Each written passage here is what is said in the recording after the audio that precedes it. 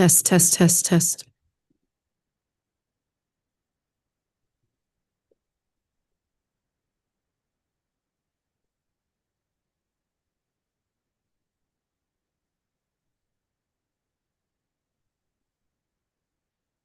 Good evening. Welcome to the City Council meeting. I am not Mayor Lerner, as you can see. I am Mayor Pro Tem Virginia Reese, and we have Mayor Lerner on Zoom. We're going to do roll call real quick. And as I see, we have 6 here in the room. And as I mentioned, we have Mayor Lerner on the video screen up above. Thank you. Mayor Pro Tem Virginia Reese, y'all good? Can you hear me? Excellent. Very good. Just a reminder too, I need y'all to speak into your mics tonight. Sometimes we don't hit them, so I want to be sure that I can hear you. Thanks so much to Joseph for getting me set up. And thanks to Mayor Pro Tem Reese for helping me plug along. If I lose you or you lose me, you're it, tag you're it, and we're going to go right ahead. So let's go ahead. We're going to move on to agenda item C, Pledge of Allegiance. And that is going to be led by Sarah McCarter, Midvale Elementary 2025-26 Teacher of the Year, and her students. And y'all, being a Teacher of the Year at Toddy is a big deal. So we want to thank her and give her a round of applause.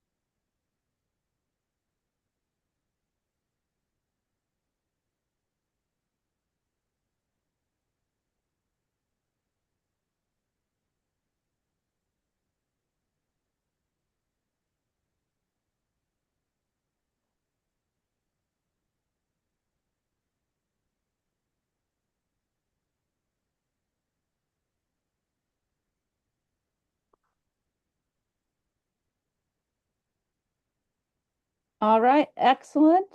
Great job. We're going to move into public comment. Our rules of decorum come from Robert's Rules of Order. Our meetings are held in accordance with Georgia's Open Meetings Act. We will call up those that signed up to speak and then open it up to those in the room. If you signed up by mistake, just feel free to say pass when your name is called. You will each have 2 minutes to speak, but keep in mind that neither council nor I respond during this time. Bonnie, do we have anyone signed up? Yes, ma'am. We have Alex Kern.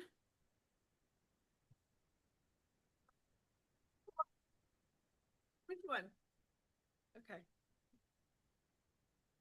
Good evening. Did you start my timer? Okay. Good evening, council members. My name is Alex Kern, and this is my daughter, Lillian. She is in pre-K at Brockett Elementary. Like many people in this room, I didn't end up in Tucker by accident.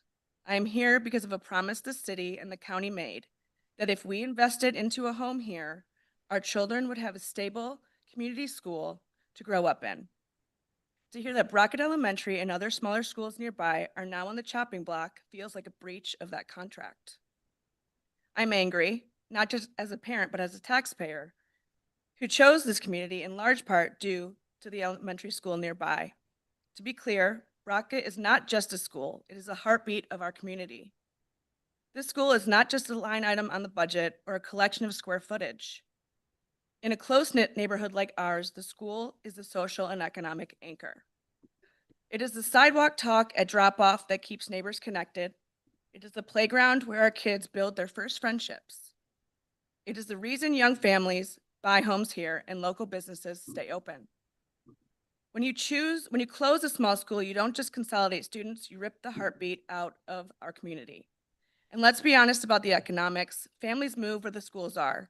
If the school is removed, our homes are devalued, our property taxes are stalled, and a hollow-out effect is triggered by which our neighborhoods may never recover from. We are trading short-term budget fixes for the long-term decline of our community.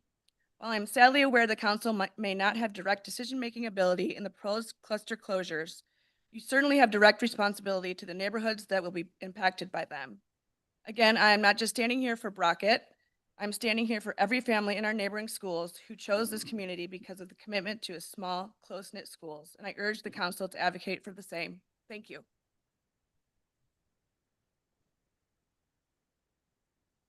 Larry Kaiser.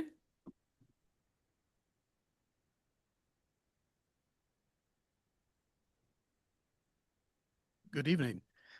It's all good. I'm not gonna make the council look bad or staff, so I promise you, I'm here in good terms tonight. First item is looking forward to the public hearing on April the 13th, the Streetlight District. There's a few things that we're still looking, the TSCID, Tucker Summit CID is still looking to look at with Micah and the city attorney on a draft letter that's going to be going out. So we're looking forward to seeing that. Second item, my other hat, City of Clarkston. So the first phase of the trail project is in design. The city received $2 million from the CDS, from the senator's office, Ossoff's office. So we're happy about that. But I'm inviting you and others to attend a stream walk with myself, one or two members of City Council, as well as Friends of Tucker Trail on Wednesday of this week at 10 o'clock in the morning. The purpose of the walk is to find various options to connect the city of Clarkston to the city of Tucker. It's one of several meetings we're going to be having. We have not set up yet. I know that City Manager Miller Thornton has not spoken to Mr. McHenry yet about a April or May meeting with council or members of council to sit down and talk about the strategy of how to officially make that happen.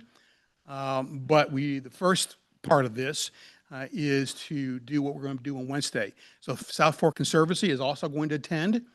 I'm also a board member at South Fork Conservancy. Not that I need more work, but it's something that I thought was very important to do. And so I'm a member of the Conservancy as well. So that's all I have to say tonight. Thank you again. And hopefully I'll see some members of the audience or others attending with us 10 o'clock Wednesday morning, meeting at Friendship Forest Wildlife Sanctuary on East Ponce de Leon. Thank you. That's the end of the list. Well, we've got some time remaining. Is there anyone in the audience who would like to speak for 2 minutes?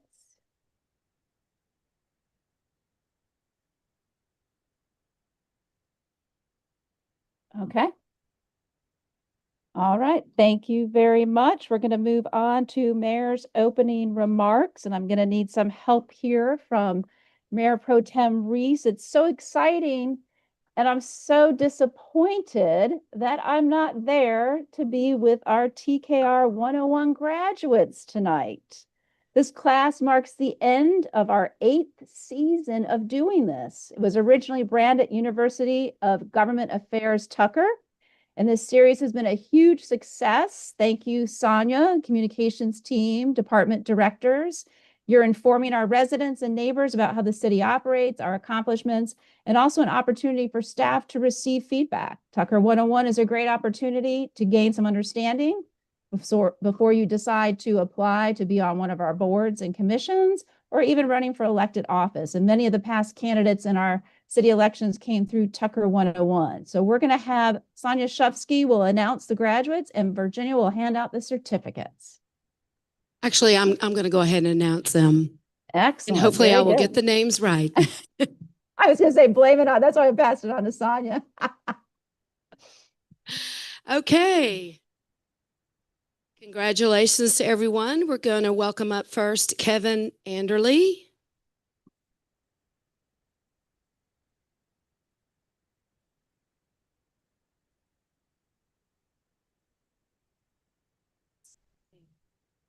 Jill McKinstry.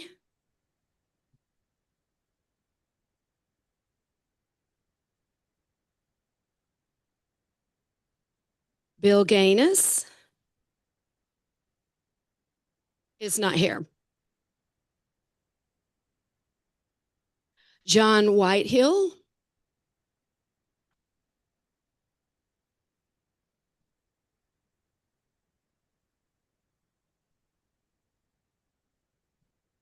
Candace Campbell.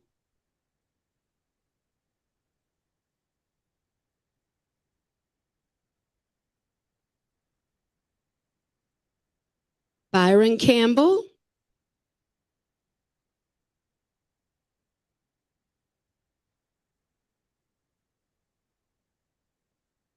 Michelle D'Amico.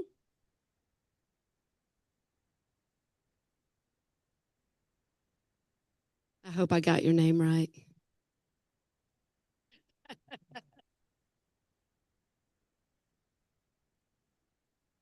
Richard, is it D'Amico? Richard D'Amico. I like to get those names right.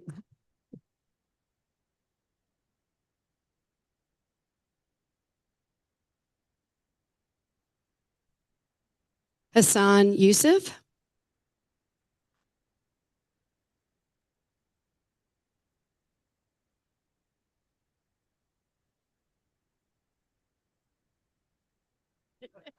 A bunch.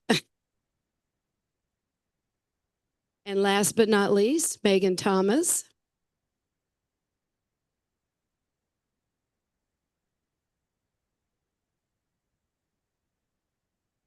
Thanks to everyone. I believe we're going to do a picture. So, yeah, can we get some folks to come over here? Can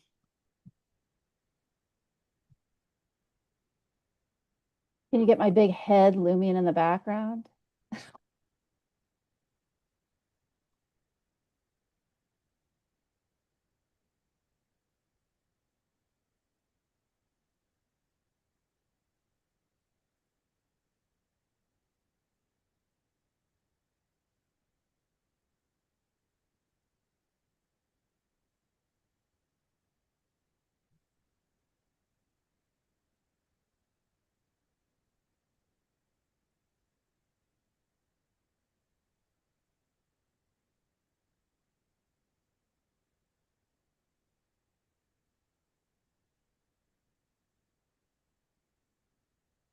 All right, you ready for the proclamation?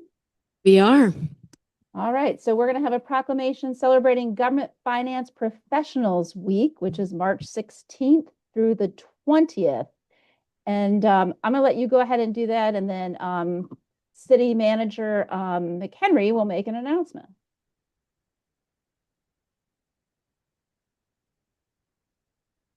If we could bring up Finance Director, newly promoted Finance Director, Mr. Khan. And this finance staff, please come on up. And I'm going to hand you your proclamation.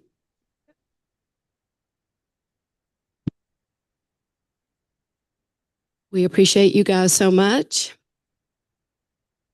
Okay, a proclamation celebrating Government Finance Professionals Week. Whereas government finance professionals perform essential services that ensure the effective, transparent, and responsible management of public funds for the benefit of residents throughout the state of Georgia. And whereas these dedicated professionals uphold the highest standards of ethics, integrity, accuracy, and accountability, fostering public trust and safeguarding the fiscal health of local government institutions. And whereas the Georgia Government Finance Officers Association, GGFOA, represents finance professionals statewide and advances excellence in government financial management through education, training, and leadership development. And whereas GGFOA and its member jurisdictions have established and sponsored Government Finance Professionals Week to acknowledge and celebrate the contributions of public finance professionals and to increase awareness of the vital financial services they provide that benefits all Georgians. And whereas it is fitting and proper to recognize, honor, and express appreciation for the dedication, professionalism, and public service of all government finance professionals whose expertise supports the fiscal stability and long-term success of Georgia's local governments. Now, therefore, let it be proclaimed by the mayor of the city of Tucker that the week of March 16th through 20th, 2026 is Government Finance Professionals Week, In witness whereof, the mayor has hereunto set hand and caused the seal of the city of Tucker to be affixed this 9th day of March in 2026.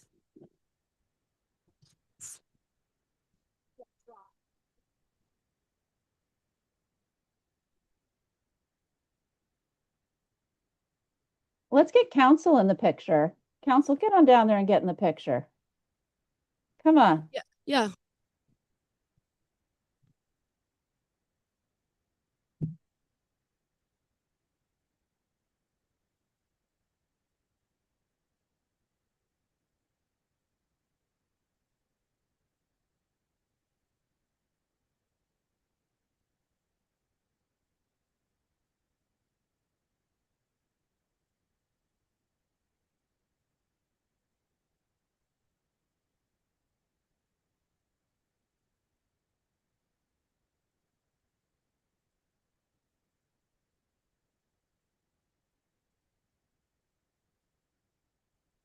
I did want to share that we have just appointed Eric Cron as our finance director. Eric's been with us since 2022 in a number of positions here.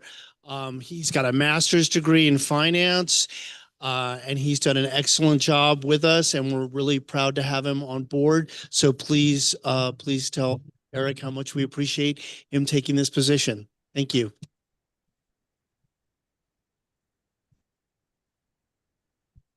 Excellent work. Thank you. Just a few more announcements. The city of Tucker approved 22 new occupational tax certificates in the month of February. And 18 are commercially based businesses and 4 are at-home based businesses. Also want to thank everybody who participated in Restaurant Week, whether that was our restaurant owners, council. I know we ate a lot of food together and with our families. I also want to thank our communications team, and I know economic development, and also staff. You all were out eating and visiting all of our businesses, and we hit every single restaurant at least once. So great teamwork there. Thank you so much. Coming up this weekend, we've got 2 events. Saturday is the Pie Day Pie K at Tucker Rec Center. It's at 3:14. They're being clever, to 5 o'clock. So everybody enjoy that and eat some pie. Sunday is the premiere of our newest series, Sunday Showcase. This series will highlight all of our super talented and hyper local musicians in Tucker. We've got a lot of talented people here. So join us at the Tuckertown Green from noon to 2 o'clock for the local band Trippin', some fresh air and some community vibes. And don't forget, get some lunch and dinner at our local restaurants while you're enjoying the park. We also had a great rubber ducky hunt. I heard that was a lot of fun on Saturday. So thank you to our Parks and Rec team there as well. And then as a reminder, the DeKalb County School District is just entering its 2nd iteration of the first phase of the student assignment project. We are not going to have them with us on March 23rd because we are encouraging the Tucker cluster stakeholders to attend the meeting at Lakeside High School at 6 p.m. Again, on March 23rd, Tucker cluster stakeholders should attend the informational meeting at Lakeside High School because they're getting into the round 2 data at that time. Be sure to follow DeKalb County School socials for links to the meetings, virtual meetings, and more surveys as the process unfolds. And do know that we are in contact with your local PTAs and the Tucker cluster, and we are monitoring as well. So thank you very much. All right, moving on to F. Can I get a motion to approve the agenda? Motion to approve the agenda. Second. All right, all those in favor? Any opposed? All right, looks like all of us, Bonnie. Let's move on to G, consent agenda. Can I get a motion to approve the consent agenda? I move to approve the consent agenda. No second. All right. Any discussion? All right, no discussion. All those in favor? All right. None opposed. Thank you. All right, moving on to H, old business. Bonnie, would you like to read in the ordinance? We have ordinance O 2026-02-01. This is a second read of an ordinance to amend the Tucker Code, Chapter 30, offenses on loitering. Excellent. I think Micah?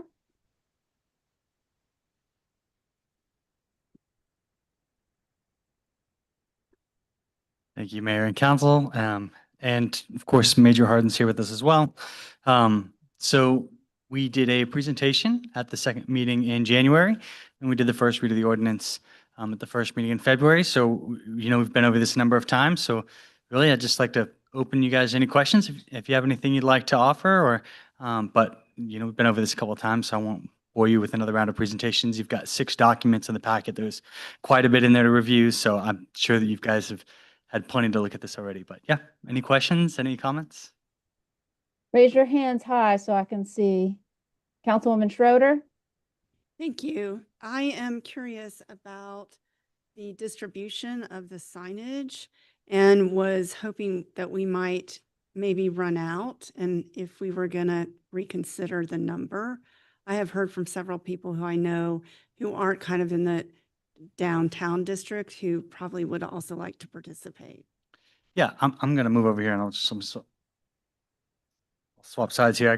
I did prepare some notes that are just a little bit new on this topic, just in case it came up. So in my discussions with our friends at DeKalb County PD, one of the interesting points about the way that they operate the program in DeKalb County is that their code enforcement officers are actually the folks who distribute signs, and they actually pass out a number of the handouts. And so some of the outreach that we're going to do here in Tucker is going to be a little different because we don't have DeKalb County code enforcement as a service. And so we'll be looking to work with a lot of our community partners, the CIDs, the Downtown Merchants Association, all the different groups that operate in Tucker. We'll be looking to do outreach with them.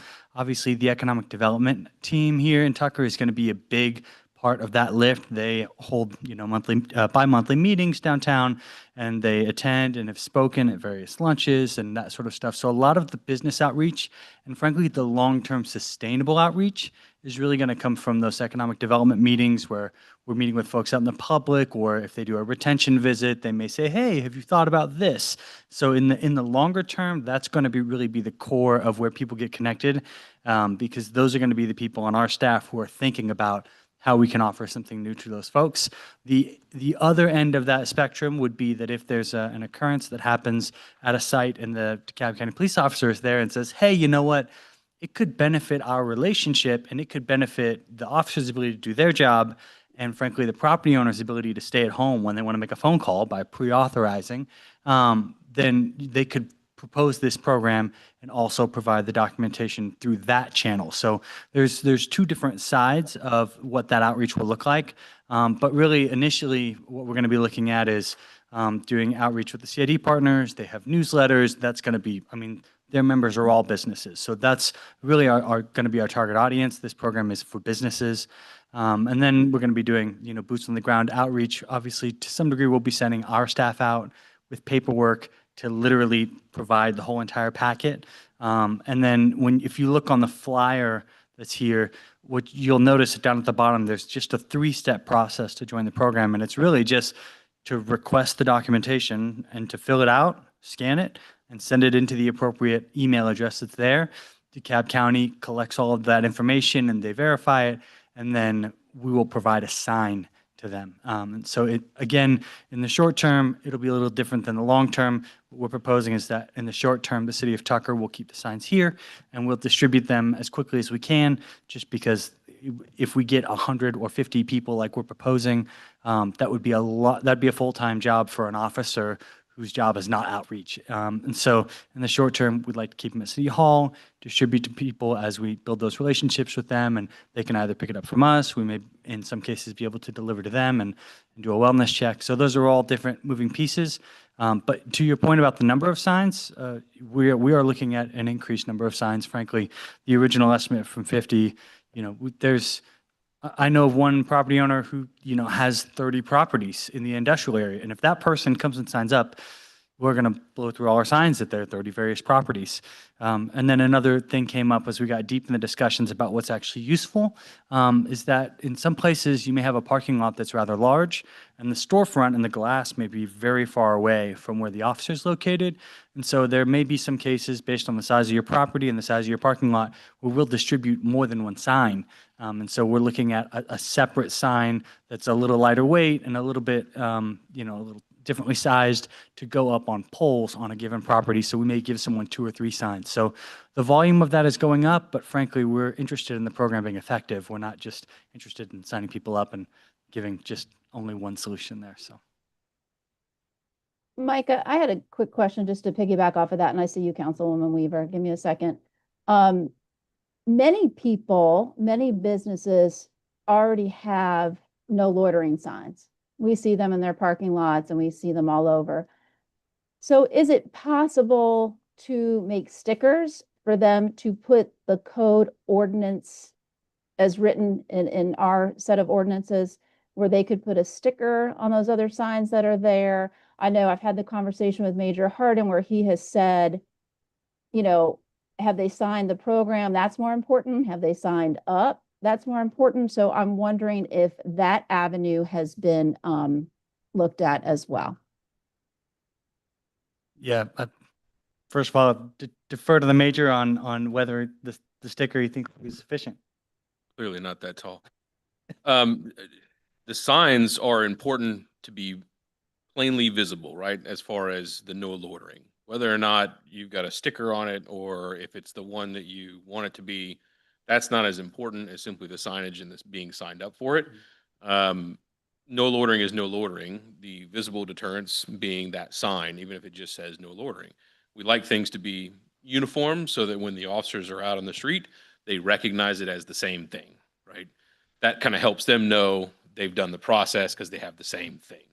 So kind of what that looks like going forward obviously changes. I know with the county, when we started it up in the unincorporated area, they didn't have signs printed. You didn't know how many you're going to get. You could get 1,000 businesses or you can get 10. You don't want to order 5,000 signs and have 13 people sign up. So as you kind of get these things in, you're going to start kind of getting an idea of the numbers. I know in speaking with, at least with the Tucker Northlake CID, they've said, hey, we'll print the darn things, right? I mean, so I think there's a big effort between the different CIDs that encompass the major portions of the grouping of businesses, because this is obviously not residential. Those are the ones that are going to probably help out in that sense. So whatever you start with is great. If you started off with 5, you did something better than nothing. And as people sign up, if you're out of a sign, then we just kind of discuss what do they have and then getting them the right signage going forward so that there's uniformity. Yeah, and just to speak from the staff perspective on that, we're open to anything. I mean, if we could print some, 4x12 stickers and put it on someone else's sign, I don't necessarily have a problem with it. We're always hesitant to put something out there that could end up being a meme or a self-own where, I put the city seal on a sticker and then it's on a sign that broke in half. And you're like, okay, if we're going to put the city seal on it, we want to put it on something nice and something that's not going to break or billow in the wind or that sort of thing. And so that's always where our, perspective is. We want to represent the city well, but certainly if it's a cheaper solution and could get us rolled out there with people who already have something in place, then yeah, we'd be happy to facilitate it in that manner as well. Well, let's think about that. Another quick question. You and I worked on a communication rollout plan a few weeks ago, and I'm wondering where we are with that and the messaging that we talked about to make sure that we're providing the correct messaging across all of our staff, DKPD, Tucker Summit, Tucker Northlake CID.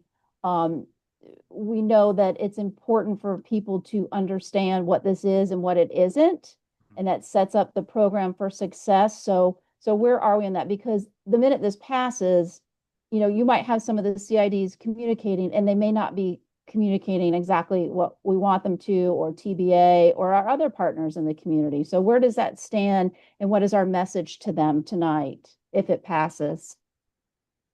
Yeah, we've had a number of meetings. I've had calls with both of the CIDs last week on Monday, and opened up the whole entire discussion. That's actually where the discussion about signs in a parking lot came up. So we've been working with them and definitely, want to be aware of what these changes are and what they aren't. I know that there's been, public feedback at different points that, why are you making this big change? And, clearly, as the major has said before, it's not a big change. We've changed the number of businesses that can have this ordinance on it just by a handful of business types.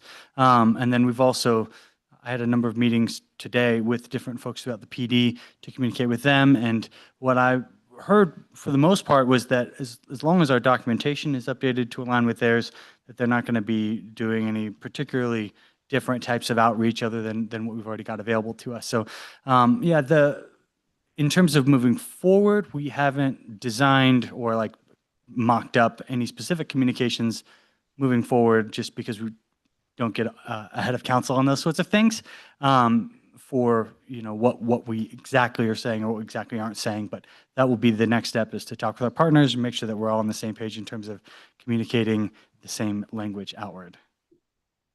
Appreciate that. So if it passes tonight, we need to do that sooner rather than later. And we need to make sure that council gets all of that. It's reviewed by department heads that need to be involved, because people will be asking us as well. So I know you all don't want to get ahead of us, but we should also, you be prepared for either way the vote goes. Yes, ma'am. And Thank you. Yes, and thank you. Councilwoman Weaver?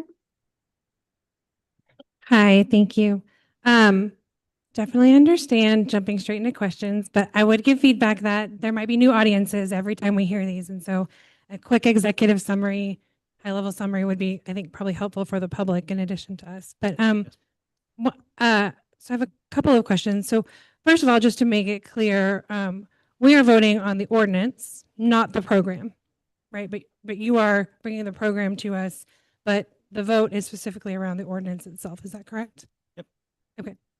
So I think when we discussed this last time, I know I had several questions, and I have gone back and looked and just wanted to do some follow-up. So I felt like in the initial presentation, there was some sharing that there was some time component to this, but I don't see a time component in the ordinance. So this applies 24 hours a day. Is that correct? Okay. So applies in the middle of the day all the way up to 2 a.m. Because I think the example several examples were shared that were 2 a.m. when businesses were closed as an example of where this could be applied. So I just wanted to confirm that that was correct, that this is 24 hours a day. Right. And there's no change. That's not a change from the loitering statute as it stands. No, and I will say, I understand that we are just adding some. No, it's a good question. Yeah. On the first one, Sure. we adopted it. So I'm, Yeah, the examples just were given kind of to highlight, because most of the time during operating hours, there's a business or an operator that is there that would meet with an officer to say, I don't want this individual here. And they would issue what they call a criminal trespass warning. So it's a little different than loitering. It's criminal trespass. It's a different code. But it's the same functionality, if you will, 24/7. So it could be 2:00 in the afternoon on a Sunday when the business is closed. It could be 2:00 in the afternoon just because the business is closed, period. But kind of the idea behind this is they can take some action. But it's also, 10:00 in the morning when the gas station operator can't come out to tell people to leave, but the officer is driven by and sees these people hanging out over and over and over again. He can address those at that time as well. Sure. So definitely that's helpful. I wanted to just understand a little bit more about item B. So this is a person commits the offense when they're in a time or manner not usual for law-abiding citizens.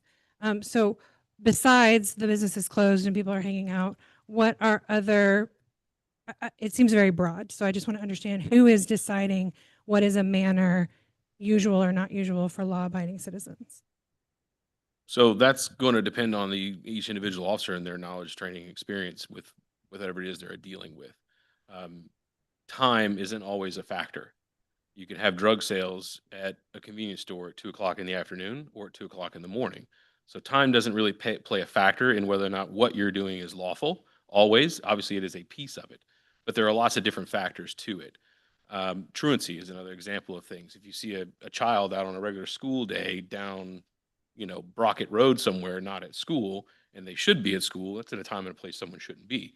That's obviously a different code, but the kind of the example kind of reigns true. So it really depends on what is happening.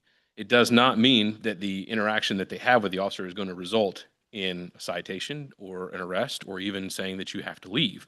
It's simply a point where the officer can make that interaction. So if you go into QT and you buy a Coke and you're standing outside and you're drinking your Coke, it's not really going to raise a big flag for an officer. They're probably not going to stop and talk to you. But if you're there drinking that same Coke for 3 hours and they've driven by 15 times, they might be getting suspicious that the manner in which you're hanging out might be loitering, or it might be something else. So they're going to initiate an interaction with you, and they're going to afford you the opportunity to dispel whatever concern they may have. So whatever that concern is, the officer is going to kind of articulate that, and then the person has the ability to say, oh, well, I'm just, my Uber should be here in a few minutes, and here's my, whatever. Okay, great. Have a nice day. Thanks for being here. And they're going to move on. So it isn't and it doesn't, just being somewhere at a time and a place that the officer feels is not proper doesn't necessarily mean that that's going to result in any actual law enforcement action taken, just potentially an interaction. That makes sense? It does. I still feel like it's very broad in the fact that you had to cite 2 other codes as examples. Oh, well, yeah, 'cause they all go in together. Yeah. Saying they're like, so I am concerned. I know we're getting into discussion, but I am concerned about not the intent of this, but the application of it, and not by you, but by this is very broad. So we've focused sort of solely on businesses, but just so that everybody is clear, this includes places of worship, this includes public streets, this includes all of public property. So this is an element that is not just what are we doing for businesses, but we're also talking about how do we as the city enforce this. And I just want to be clear on what types of offenses we are potentially layering on people who may be committing other offenses. So that was my question about the ordinance itself. In terms of the program, are the businesses or whoever wants to sign, are they going to be paying anything, or are we solely the city providing that? No cost. So if we end up with 1,000 signs or a business wants 10 signs, Well, how much is the cost per sign? I guess. sorry. Yeah, so the storefront sign, if we're able to buy them in volume, we've got an estimate for $32 a sign. If there was a large property that had multiple tenants, like a shopping center, and the property owner were to sign up, obviously there's 15 businesses in there. We might, in that case, distribute more signs to be put more in the parking area than necessarily on the storefront, because that's what's going to be more visible to the patrons. So we'll try to be responsive to the situation, but yeah, it could be quite a few. I think there might be an opportunity to consider, especially for things like replacement signs, again, single property, and you even use the example of might have 50 different properties. So that's a property owner that's getting a pretty great deal for free from the city. So I would pose that a small charge for maybe more than one could also be something that could be used to potentially fund services for some of the challenges that have been highlighted as examples. Again, not up here, but from a wide swath of property owners have really reached out and talking about in some pretty negative ways about unhoused people and how this ordinance is going to solve that problem for them. So I just want us to think about, what are the opportunities and who are we solving the problem for? And that goes to my sort of final question. You're talking about the effectiveness of the program. So I would like to know, how are we defining effectiveness? What are the outcomes and goals that we are trying to see? So what are the metrics that you all are going to be judging the effectiveness of the program on? Yeah, I think the major could address some of it. I'll give my perspective on it, and I think the main value of a program like this is that it reduces the friction between the person calling for assistance from the police department and for the police department to show up. So if someone, the examples we kept on giving were very inconvenient examples in the prior presentation. So it reduces the amount of energy it takes for a person to be willing to call the police at a time when they need them, and that is, from what I was interpreting in all these conversations, was some of the main value. Yeah, and it's very difficult to quantify a negative number.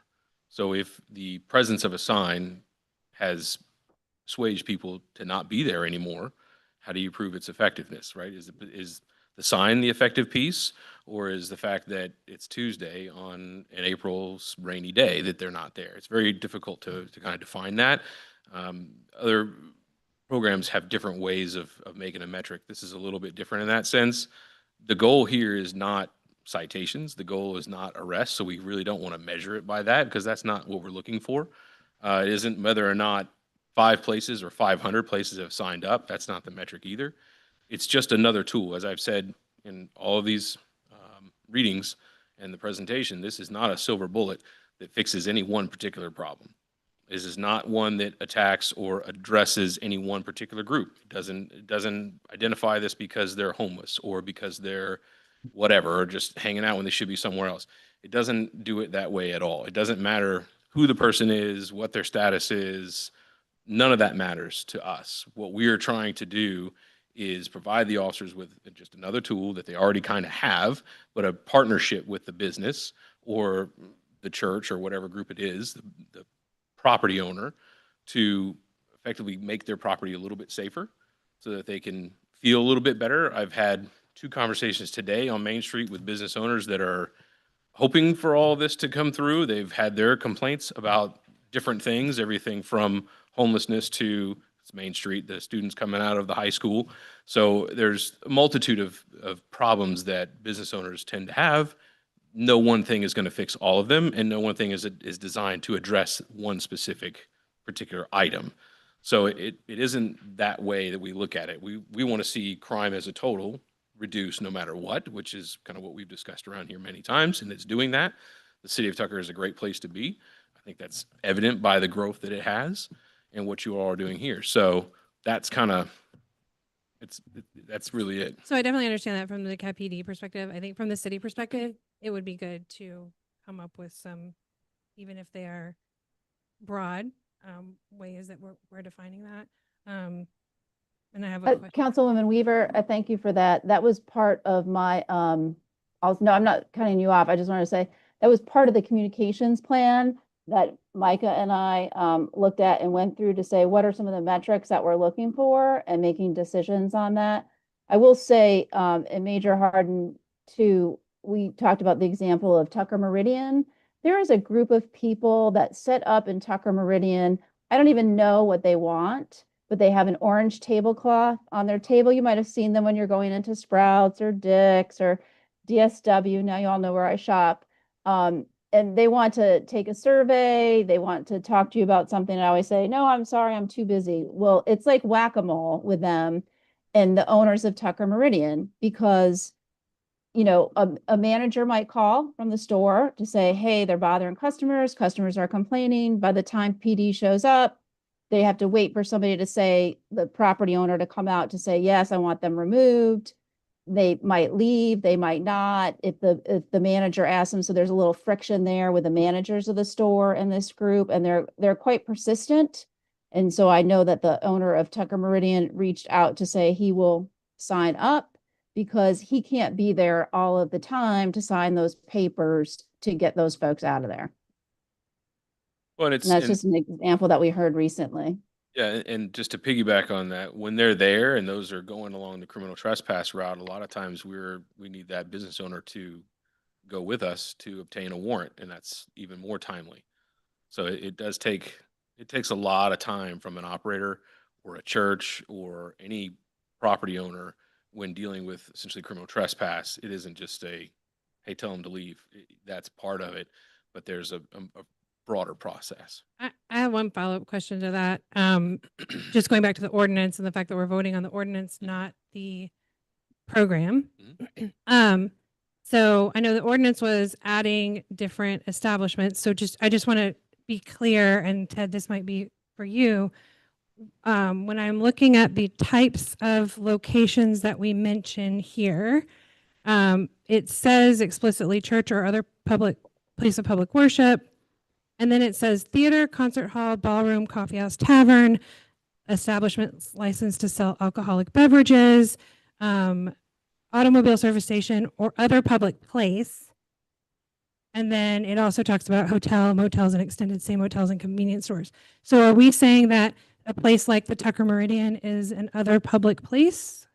because it doesn't name the specific type of business that we were just talking about. So I just want to make sure that if we're making the change to be specific and add business types, that we're including all of the business establishments that we're talking about. Because that also doesn't include it doesn't say warehouses, it doesn't say industrial businesses and things like that.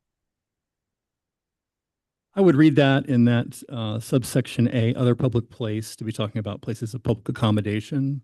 So stores that are open for commerce, the general public is allowed to come and go, because it is set off separately from the last clause in that section, on the sidewalks or public streets or roads of the city, which refer to public places as opposed to public places, which is more of a place of public accommodation is how I would read that. You're right, it does not specifically identify manufacturing or industrial establishments. I mean, do we need to be clear on that? Because I remember when the urban camping ban discussion was up, that there was a really big emphasis on public, meaning city-owned property and public property, and it not meaning commercial businesses. So I just want to make sure that we're also being clear about what we mean when we say that. Well, the drafting of this ordinance and what I was charged with doing by the city staff was to basically take the existing ordinance, which I think had been copied over from DeKalb at the time of incorporation, and to modify it so that it is the equivalent of the DeKalb County ordinance, because the DeKalb County Police will be charged with enforce this code both in the unincorporated area and in the city limits. And the idea was not to have them be confused about what types of places. So if council wants to amend it to include additional areas, it certainly has the authority to do so. That would make our ordinance different from the unincorporated DeKalb ordinance. And so that's why I didn't put it in there, because I was trying to keep it with my mission, which was to make the ordinances equivalent. Equivalent for enforcement, correct, Ted? Yes. So Especially with our boundaries. So maybe that's then a question for Major Harden, because are y'all able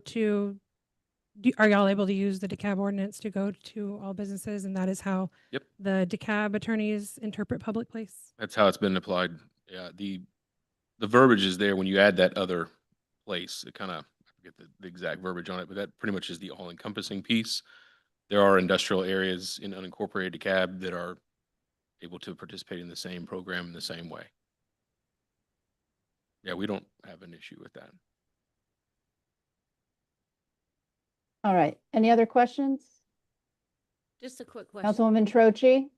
Yes, thank you. I just want to make it clear for whoever might be listening that unlike some other efforts we have had with businesses, it looks like a property manager or not the owner can sign up for this. It doesn't have to be the property owner. It doesn't have to be the property owner, no. Okay. I mean, it can be, Right, but it does not have to be. right. That's the program side of it. I know you guys are talking about the ordinance versus program, but Right. yeah, and no, it needs to be an authorized entity of that location. So that can be a property owner. I know that has come up. What if the property owner wants to, but the business doesn't? Well, those are contractual pieces Right. that are civil outside of our piece. We just need to know that the authorized entity, which is a property owner. So, I mean, I guess in the hierarchy of things, if a line level employee doesn't want someone to leave, but the manager wants them to leave, the manager gets the say. If the manager doesn't want them to leave, but the property owner does, then the property owner gets that. They are the top tier. They're the ones that own the property, and they have a lease with someone else, and there's provisions in those leases that provide for them to be able to do that. But that's not really much of a concern for us. We just need someone that is authorized to do so to affect that piece. And again, it just starts the conversation with an individual. It is not the end. It is Right. the start of a conversation. The vast majority of these interactions generally end up in a have a nice day, because a part of it, as you read, is we give you the opportunity to leave. So even if you are in the wrong place at the wrong time, you can still leave. That's the key to it. Leave. They don't want you there. We don't want you there. We don't want to arrest you. We don't want to fine you. We don't want to arrest you. That is not the goal of the officer when they make that interaction. It is simply to ensure the safety and well-being of wherever it may be, whatever it may be, Main Street, I don't know, name a street that has a business on it. when they're driving through there, they want to be able to make that street or that area as safe as they possibly can. If they see something that is concerning to them, it simply empowers them to say, yep, we have the support of this business owner to make this interaction, to ensure this person is here for a lawful purpose. And if they are, have a nice day. If you're not, hey, you have to leave.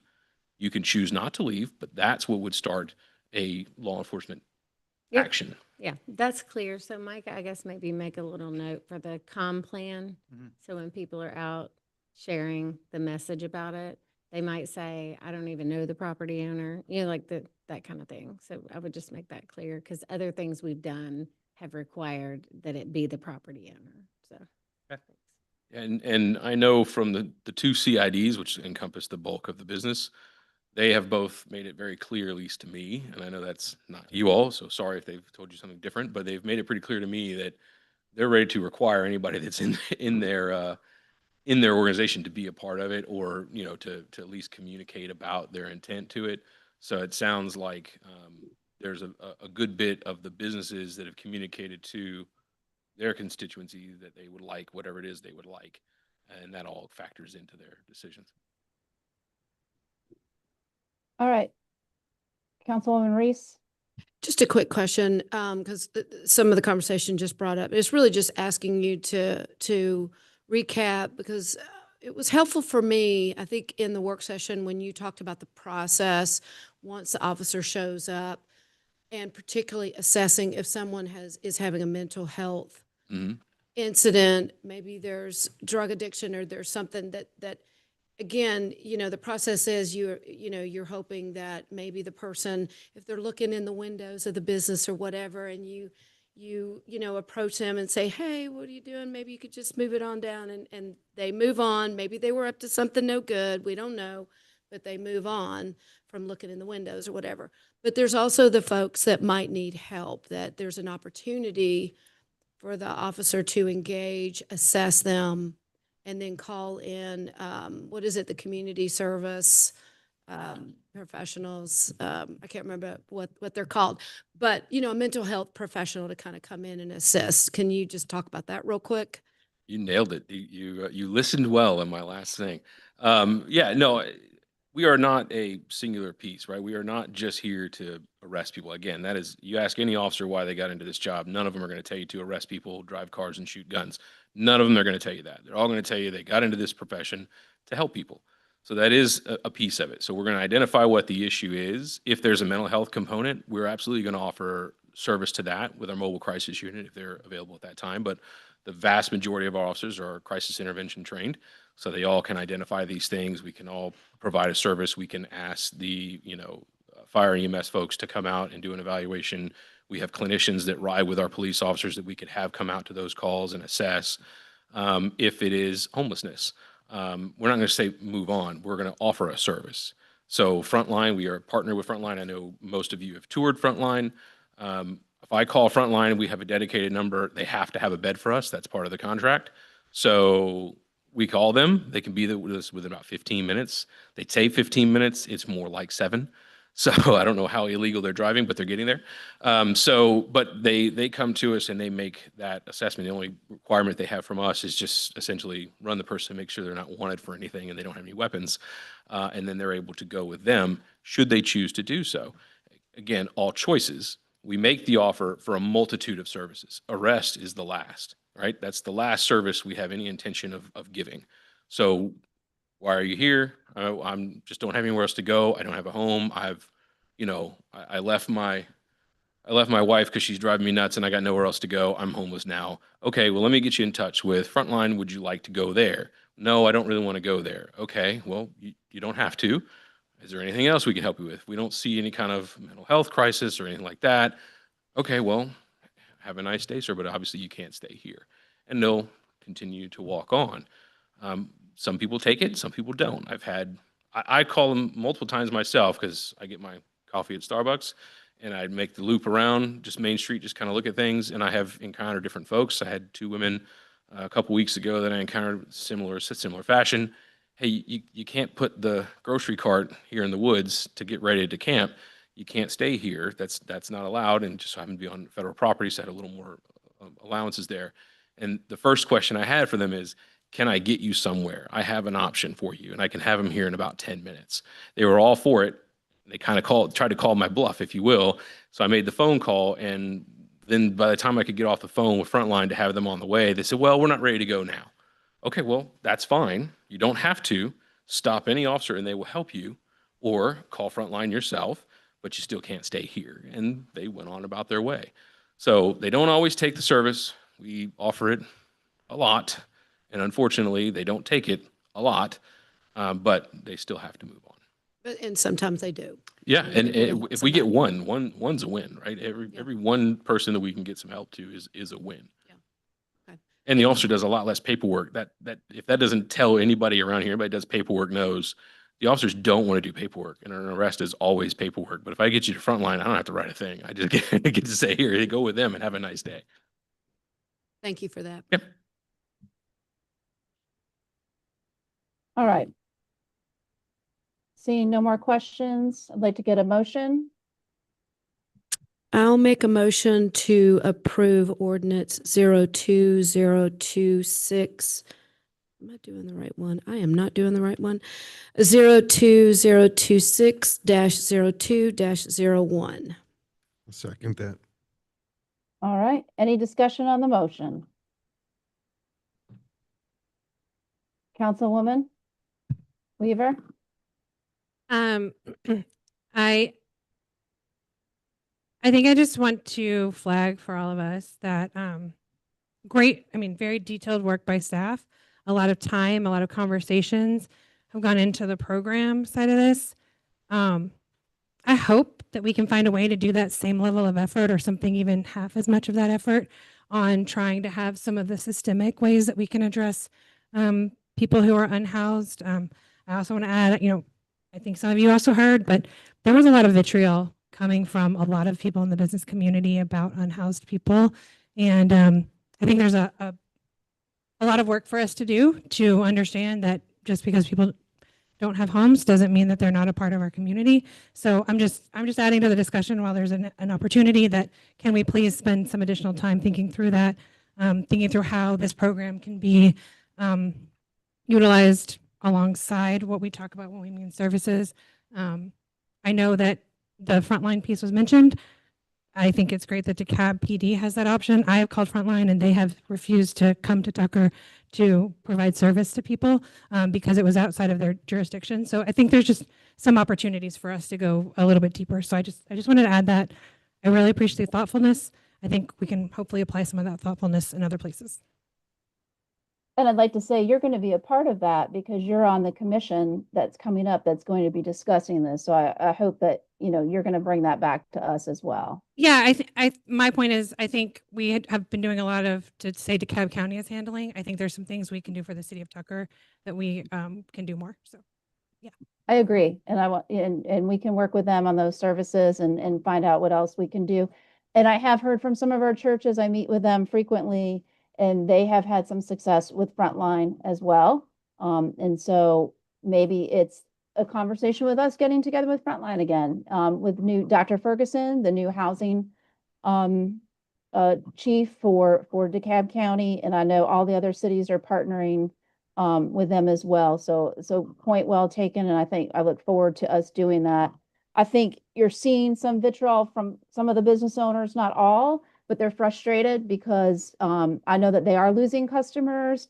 I've heard of a business who could not board animals anymore because the problem with a Burger King was coming onto their property. So their teenagers could not go there on the weekends because they were encountering some folks.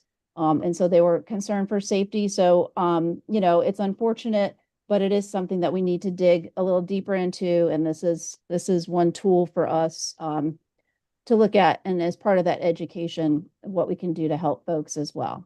All right. Any other discussion? All right. Seeing none. All those in favor? All right.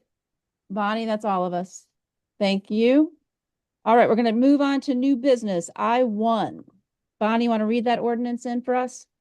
We have ordinance O 2026-03-02 First read and public hearing of an ordinance for a special land use permit, SLUP-26-0001, to allow for a vocational school at 5066 La Vista Road for Care One Institute LLC. Good Thank you, evening. Bonnie. Hey, Courtney. Hello. So I'm here to represent staff for the Care One Institute SLUP that's before you this evening for a first read. Care One Institute is considered a vocational school, which requires a special land use permit in the DT1 zoning district. It also has supplemental regulations they have to comply with. This use is permitted by right in DT2 and DT3, but since DT1 is more residential in character, it does require that SLUP in this district. So Care One is a vocational school that is healthcare related. They provide training and certification programs for CNAs. They do CPR classes, first aid, EKGs, all those types of home health services and commercial health services. And the definition of vocational school is a specialized instructional establishment that provides non-degree on-site training of business, commercial, and or trade skills. This is the property. It's right off of La Vista Road, next to Tucker High School. Property is in the downtown character area, and again, it's zoned DT1. Here's some photographs of the interior of the building set up for training. And then here's the floor plan. You can see there's several classrooms, office space, conference room, and a common area. The applicant did hold a public participation plan meeting on December 9th. They met all the requirements, but no one did attend the meeting other than the Care One Institute representatives. The staff analysis shows that the size of the site and the existing structure is adequate for a healthcare-related vocational school. There's sufficient on-site parking. The business is off of La Vista Roads. There's obviously sufficient carrying capacity for the proposed use. The applicant intends to operate during the weekday hours from 9 a.m. to 3 p.m. It's compatible with the adjacent land uses in the DT1 zoning district. All business activities will be conducted indoors, and they're not planning any exterior work on the site. No adverse impacts are expected in terms of hours, no noise, smoke, odor, dust, or vibrations. They do comply with the 50-foot transitional buffer on the north side of the property. It's there and currently landscaped. And we do believe that the proposed use is compatible with the needs of the community as a whole and in the comprehensive plan. So based upon these findings, staff does recommend approval with conditions of SLUP-26-0001. Staff recommends 3 conditions. Those are to allow the use of the property as a vocational school within the existing structure, and that all activity shall occur indoors. The Care One obtain an occupational tax certificate within 60 days of SLUP approval. And if a dumpster is required by DeKalb Sanitation, it be enclosed per the code requirements in section 46-990. Planning Commission also reviewed this request at their February 19th meeting. They also voted to recommend approval with staff conditions. There are no changes to those conditions. Again, this is the schedule for these hearings. We're in the middle. First read on March 9th, and the applicant will be back on April 13th for their second read.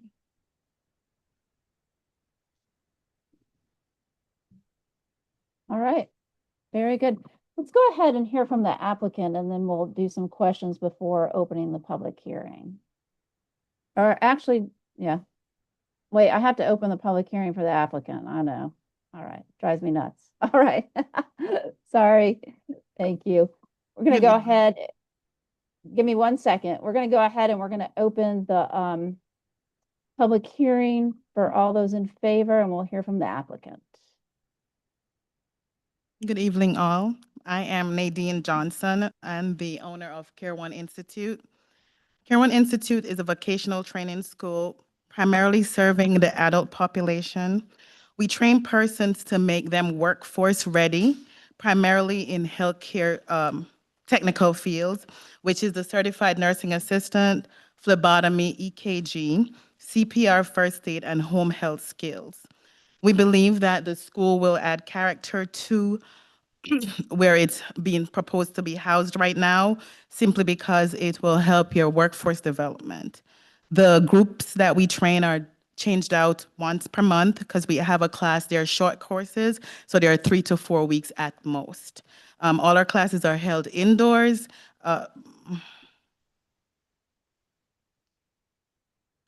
and they're small in size. 8 to 10 is our capacity that we're approved for at our previous location, which was Chambly Tucker Road. Our layout, I think it's the next slide, or there was a slide before.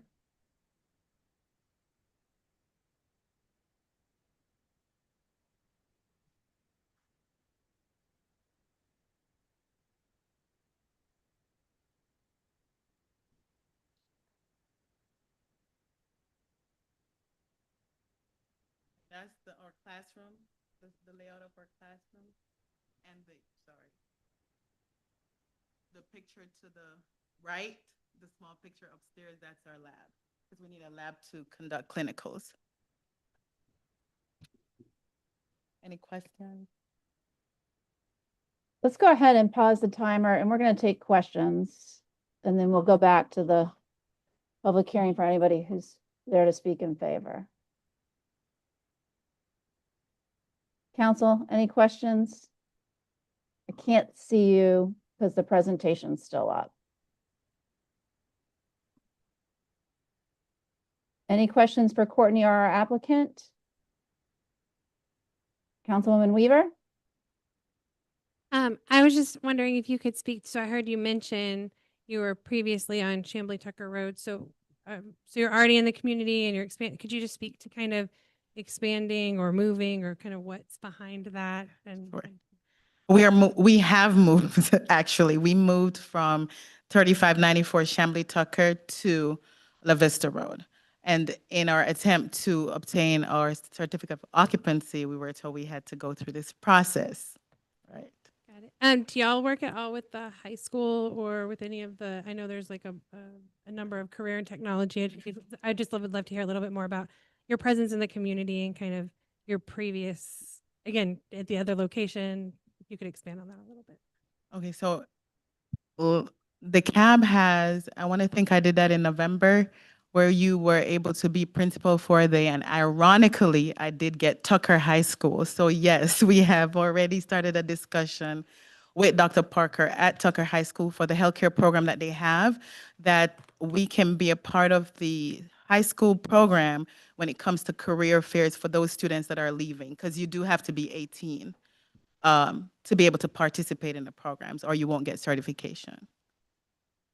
So that's a plan for that. Any other questions? Councilwoman Reese? I just have a short one. I just want to clarify. So you said it's about 3 to 4 weeks for them to go through it. Did I hear that correctly? You're correct. Okay. And is there like a post training that is offered after that, or is it like 3 to 4 weeks and you get to that level and then you're able to, well, all of my guests are able to go and apply for jobs in that field, but is there like further certification that you might do on site as well, or is it just like the 3 to 4 week? It is 3 to 4 weeks for us, but you do have to pass your state exam. So you do 3 to 4 weeks in the classroom or hybrid, because we do have the hybrid portion that we now offer. Then you go to a clinical site, which we have a contract with for another week to do your hands-on training. Then you register for your state exam, and the ball is now up to you to pass that exam to be state certified. About how many applicants or folks that go through this program, like say a year, do you have like a ballpark? So we would say that we serve at least 70 persons per year, simply because our classes are so small and it takes at least a month for you to go through. And still we have to support the students if they don't pass their exam, or if they have a time lapse between when they register for the exam. We don't want them to lose the skills, so we keep them coming back to the lab to practice. So when they actually sit the exam, they're ready. Okay, thank you. Okay. Any other questions for the applicant or Courtney? All right, we're going to continue with the public hearing. So if anybody else is here in favor to speak in favor, we'll have them come up.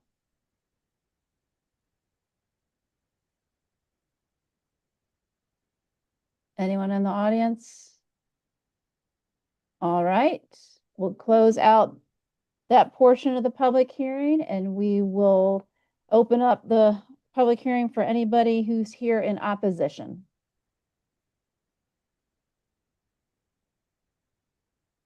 All right, seeing none. That was our first read, but I wanted to see if there's any discussion on this, because we'll vote during April 13th for the second read, but was there any discussion now? All right, Councilwoman Weaver. All right, I know I raised my hand a lot. I just wanted to flag for folks that our economic development strategic plan includes a target industry focus of medical professions and accessory medical professions, and I just wanted to lift that up as we are considering this. So that's all I wanted to say. Excellent. All right, we'll see them back on April 13th. Let's move on to I2. Bonnie? We have ordinance O 2026-03-03, an ordinance to amend the comprehensive plan to update the Transportation and Trails Master Plan. All right. Ken, what's going on with the update? Good evening, Mayor and Council. So this is part of the process for the adoption of the Transportation and Trails Master Plan. It is an amendment to our comprehensive plan, therefore it requires a hearing with the Planning Commission and 2 reads to Mayor and Council. So we've been to the Planning Commission. In addition to several public meetings, we had the consultant Pond and Company come last month and give a presentation. And we're still working on those amendments. So we've we had some typos, they're correcting those. We had some comments from citizens at the public meetings and online. And of course, the meeting last month, we received comments from Mayor and Council, things like a standardization of bicycle and sidewalk improvements, tweaking some of the trail alignments, providing connectivity between communities for bike and ped. There was talk about a multi-use path on Chamblee Tucker Road, so we want to show that. There was discussion about economic benefits of trails. So a number of comments that we're still working on. And so we are requesting that you consider deferring this issue tonight. And Pond will be ready at the next meeting on April 9th. If you choose to defer it to that date, you can also choose to defer it farther than that, or we can also come back at a separate work session and discuss it some more. So whatever your pleasure. I think it's April 13th is our next meeting, correct? Correct. Okay, sorry. Okay, good. I'm having date mix-ups today with folks, so I'm thinking my calendars are off, but I know we talked about that earlier. So I know that we advertised a public hearing, and so if we have folks in the room, I'd say let's go ahead, and I don't think it hurts us to go ahead and do that public hearing, even if we're going to defer this to April 13th. So I'm going to go ahead and open up a public hearing for those in favor of the Transportation and Trails Master Plan to be amended to the comprehensive plan. Is anybody here to speak in favor? All right, let's close out that portion of the public hearing and let's open up a public hearing for anybody here to speak in opposition.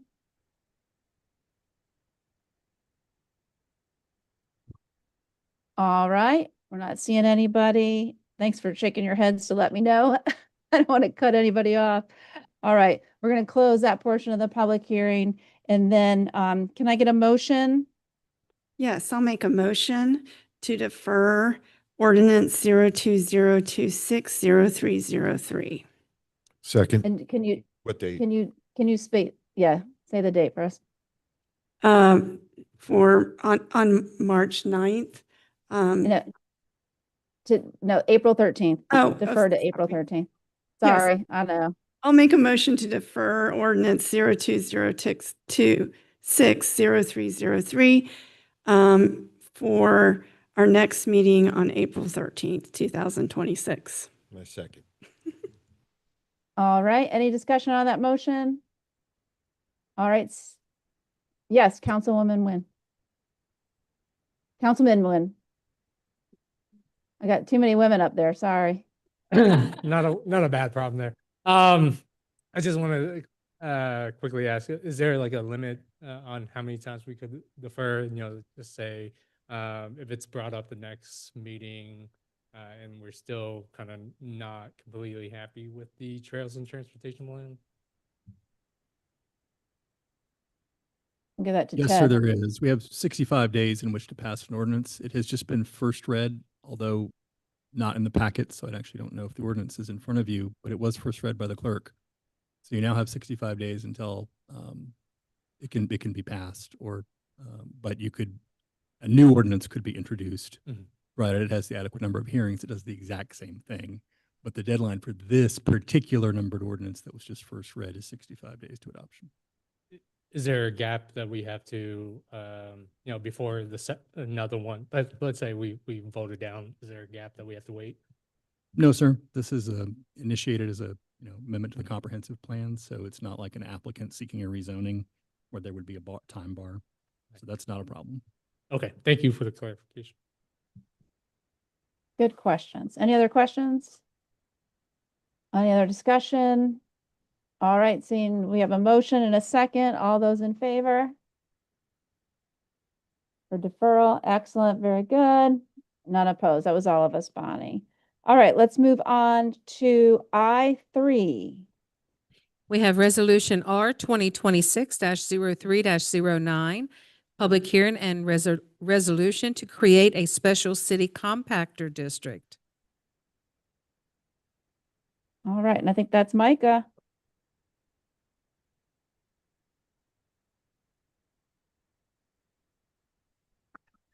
All right, we are back, and we do have a presentation this time, not exceedingly long. And there was a small change to the resolution that we made just a couple hours before the meeting to add an effective date. So I'm not sure if that, Bonnie, did that make it out into their packets, or if it's in front of you? Okay, great. Yeah, so you'll just notice on the very last line of the resolution, it says, "So resolved to be effective immediately on this 9th day of March, 2026. Just a process thing to make sure we're going to notify the tax commissioner and that sort of thing. But the compactor district is not necessarily going to start being used tomorrow, but it was more for, following the steps there. So thank you for rolling with us on that slight change. So compactor sanitation district, what we're looking at for this project is 2 parcels. And I'm going to get into, on the next slide, kind of some of the outcomes that we're looking at. But just to give you the scope of the resolution, we're looking at the Tuckertown Green property and then 2316 Main Street, which is a building that has a number of tenants in it. It's got the Local 7, it's got the Coffee Perk, it's got, one building that's got a new tenant that's doing renovations in there. So there's a couple different changes. They've also got a large section in the back that used to have a brewery that's still open and available. So that's got a number of uses in there and a number of people in there using the sanitation services. So what are the details in the district? These 2 properties, and we have annual fees here that are being allocated, some to the city of Tucker, because we are going to be using the compactor in the compactor district. So you've got exact values there, and those are based on a percentage of estimated usage based on actual numbers. We went and spoke with the property owner. We understand what their volume of trash is. We understand that it may increase at some point when they get more or different tenants in there. But this is the information that we've gathered just on the exact boundary of the compactor district. So what are we trying to do with a sanitation compactor district? What's the point of this thing? We are consolidating waste collection. We're providing compaction as a service to some properties in alignment with the city's economic development goals. So we're looking at, an old school downtown. It's got these old alleyways, and we know that over the years, many, many years, there were lots of property owners who interpreted the alleyways as being theirs. And so when the city of Tucker came in and built the trail system, there were some folks who had their sanitation directly in the alleyway. And then after we built the trail, it was 3 feet from the alleyway, right there, it's beautiful, right next to the trail.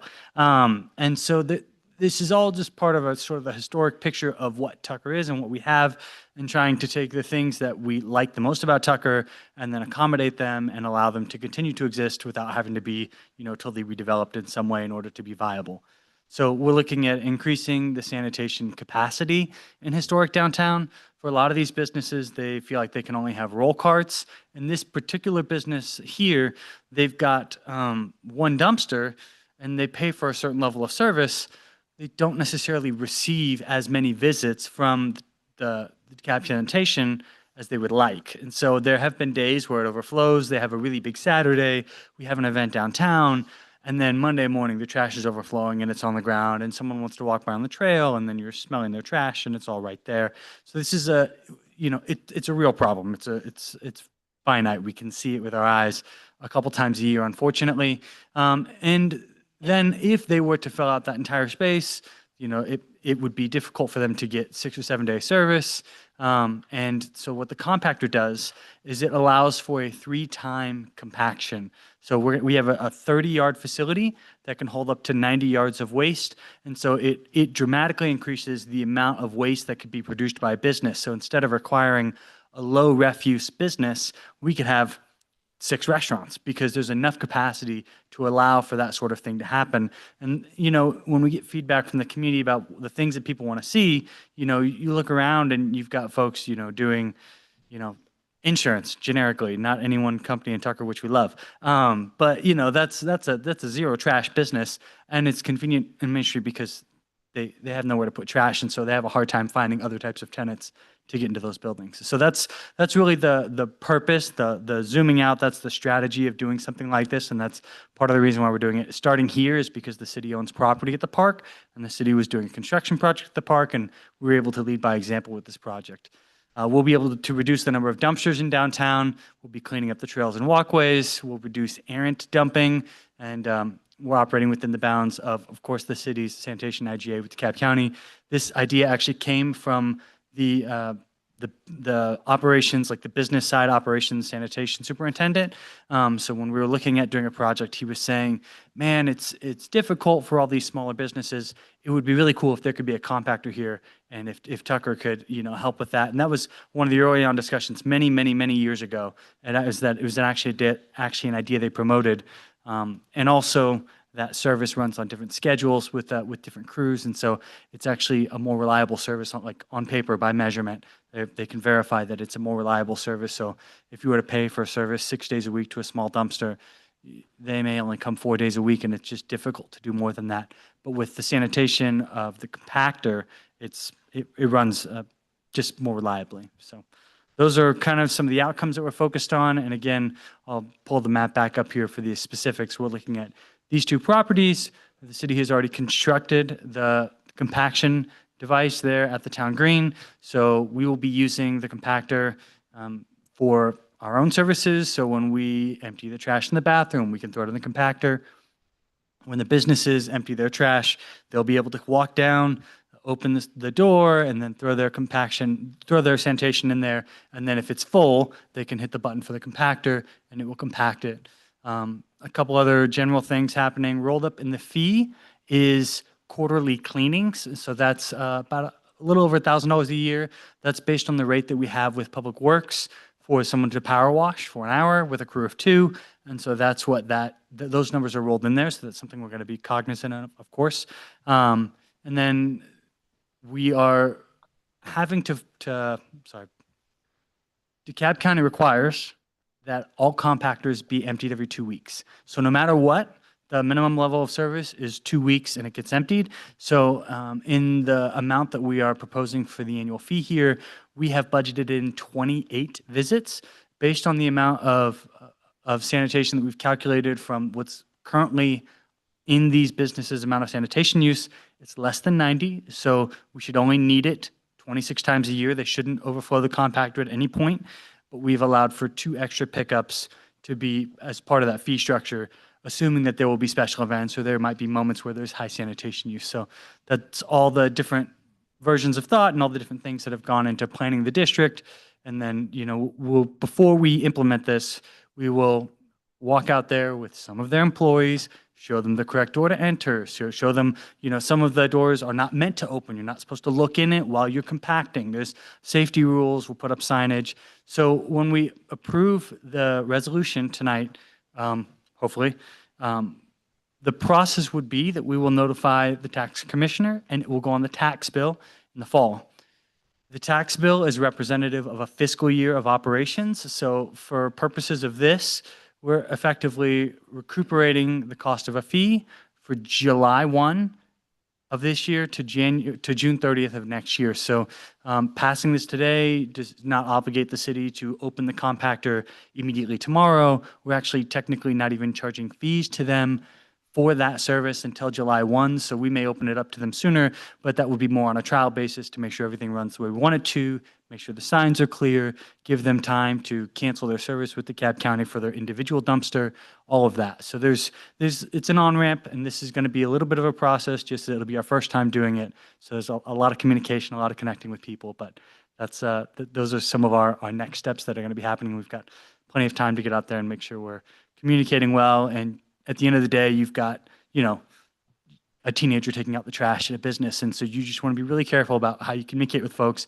make sure you're doing that well and that you've got all the right stuff in place to be able to work well with folks. We also, of course, have good lighting over there because we put in all the trail lighting. So the lighting on the trail is up above the dumpster because the compactor's at grade far below where the trail is. And so there's good lighting. It's a good situation. We're excited about the setup, and we're excited to be able to potentially offer compaction as a service here in downtown Tucker. Does a lot. All right. That's good. We can take the presentation down. That way I can see everybody and get some questions. Good work. All right. Any questions? Councilwoman Weaver? I have a couple questions about noise and time of day operations. So, because you mentioned, it sounded like you said any business could push the compaction button if they need to. So I'm just thinking about how does that sound? So could you speak to the noise levels? And I'd also love to hear kind of our thoughts on, appreciate the signage and the training, but just liability, because I do get a little bit nervous that anyone could punch the button. Yeah. So to the noise aspect, like just to go through and literally do a run through this week before I presented to council, I went back last week. I went into there. I hit the button. I opened it beforehand to see what's in there. I hit the button. It didn't really do anything because there wasn't really very much trash in there, just a couple of cardboard boxes. But it was not obscenely loud. It didn't hurt my ears, and I was standing right next to it. And then we've got the walls around it, so it will be heard, but it wouldn't be louder than a diesel truck. The that would be train, driven is by. it louder than the train that goes by there? Certainly not louder than the train. Okay. And to the safety point, I will say the one concern that I have about the compactor operating in a way that would be problematic would be that if there's construction material put in there, it is strictly not for construction material. You cannot put lumber, no bricks, any of that. If you had an 18-foot long board and the compactor ran up against it, it would, it would not be a good situation. So that's explicitly prohibited, and that's a discussion point that we'll have with the businesses, and that's the type of thing that we've got to be very clear on. So they can have trash, but they cannot throw anything from construction-related materials, which if the building turns over, they have to understand they bring their own dumpster for that sort of stuff. That was the main concern I had in terms of predicting liability, but I'll the city attorney if he's got any comments. But. Ted, any comments on liability? My understanding is that the access is locked.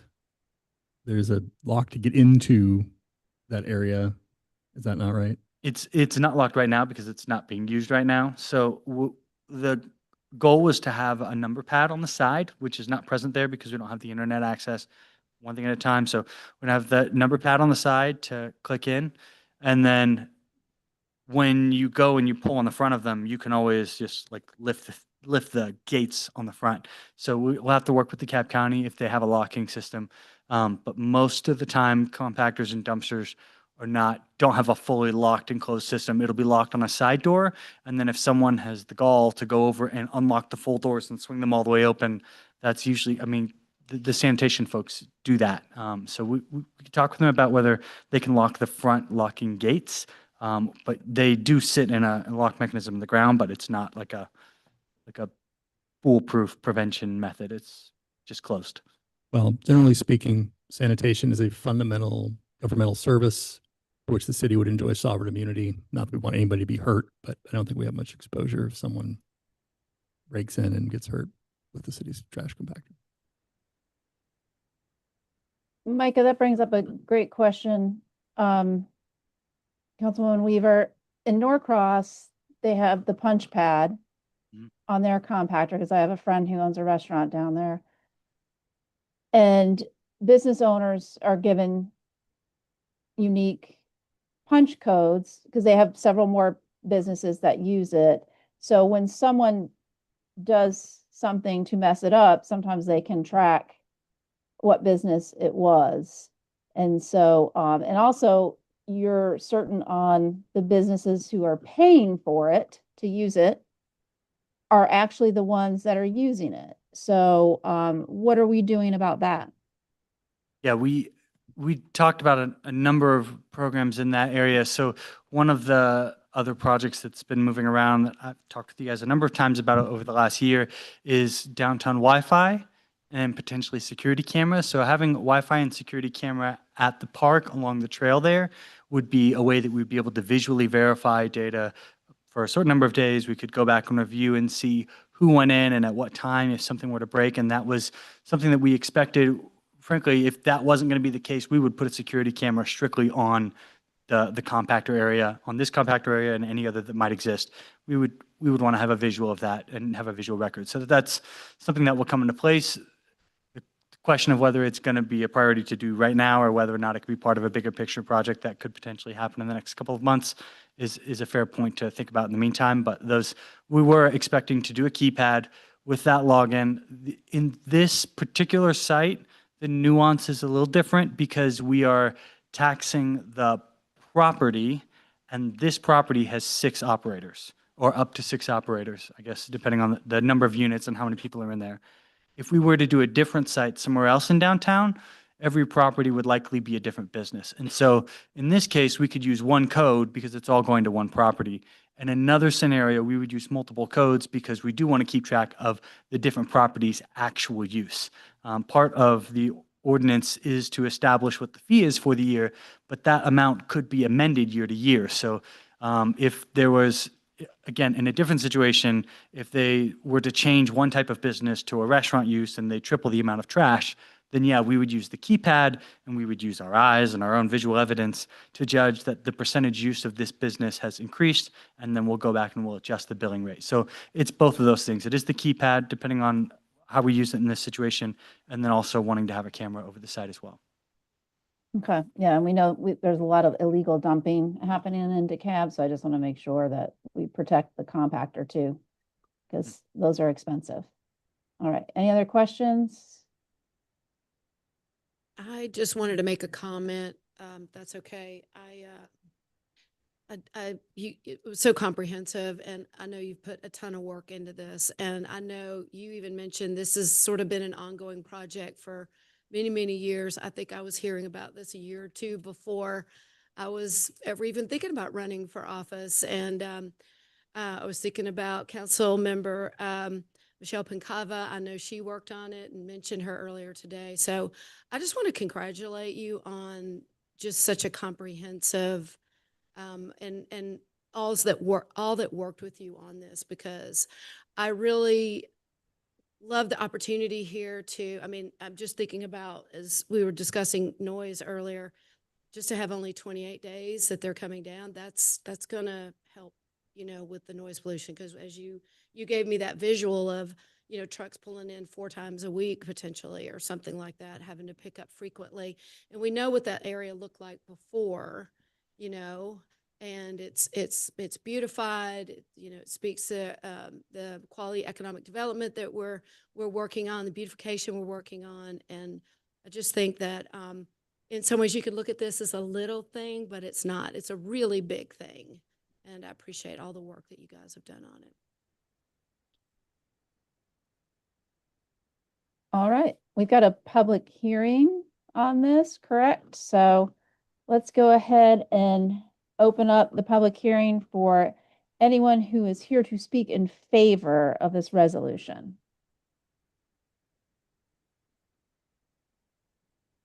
No one? All right, we're going to close that portion out. We're going to open up for anybody who's here to speak in opposition.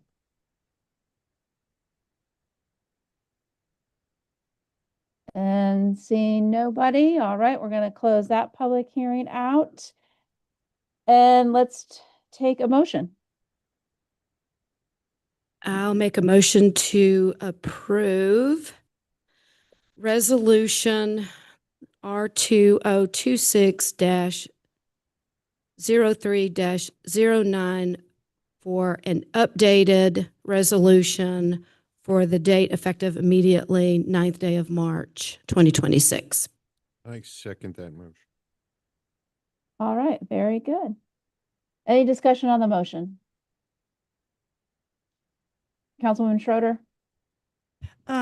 Yes, I had a note and I realized that I probably should just mention it. Once we move forward and hopefully approve this, will we be able to expand the district downtown to include other opportunities for trash compactor possibilities? Yes. We will be able to. Then that we are actually looking, sorry, Mike, are we going to jump in on this? Yeah, I was just gonna say there's a discrepancy between expanding this one and if there was an adjacent parcel that maybe got redeveloped or changed and we had capacity, we could expand this district, but we would look to establish a separate district if we were gonna do different locations, because generally we don't want someone carrying trash 2 blocks down the street and dripping their grease on the trail and all that kind of stuff. So when the city is thinking about who's going to be an approved user on this, we really want to limit it to a hyper geographic location just to limit that amount of people literally walking down Main Street with trash. That's not our intended goal. And so we would look to create a second district in a different location if we were going to do another project, but we wouldn't necessarily expand this one just as a mechanism. Okay, thanks. That's helpful. And I guess we'll be able to just say under discussion before we vote that we need to continue to explore options. I know, Micah, you're looking at First Avenue because that's the one that we've been talking about for a while, right? All right, let's go ahead and let's vote on we got a motion and a second to approve this resolution. All those in favor? All right, 7-0. Thank you. Let's move on to I-4. Bonnie, you want to read the contract in? We have contract C 2026-003-PO 26-1284, consideration of a bid award for the Henderson Park Master Plan. All right, Courtney. Hello again. Everyone's familiar with the Lake Erin Dam project that's going on in Henderson Park that unfortunately required the city to remove some amenities by the lake. But that project, as well as the community's desire for more active park space in the community, led staff to release an RFP for the creation of a community-driven master plan for all of Henderson Park. Henderson Park is the largest park in our park system at 120 acres, has a mix of active and passive recreation. And because of its size, really has the opportunity to become a premier public park space, not only in Tucker, but in Metro Atlanta. And so we feel like this is a great time to award a contract for a professional company to come in and master plan with the community and create a vision for that park. We started our procurement process in January. Had a very competitive bid process. We received 18 submittals that the selection committee evaluated based on the criteria in the bid. And staff overwhelmingly voted to award a contract or recommend awarding a contract to Cooper Carey. They received the highest score. And the contract amount that we're recommending council approve is for $88,800. They had a really great proposal that's in your packet. They proposed an extensive public engagement program that includes a pop-up event at Tucker Day on May 2nd, an online survey, 2 open houses, one of which is a 2-day open house, stakeholder group, public meetings, et cetera. And so we'll be working with them once the contract is awarded to get all this information online, get a good schedule in place. The consultant estimates that the project will take 27 weeks to complete, which will get us to fall of 2026. And so there'll be a lot of opportunities for all park users, current and future, of all ages, abilities, to be engaged in this process, give input, and help create the future plan for Henderson Park. Excellent. All right. Any questions for Courtney? Councilwoman Schroeder?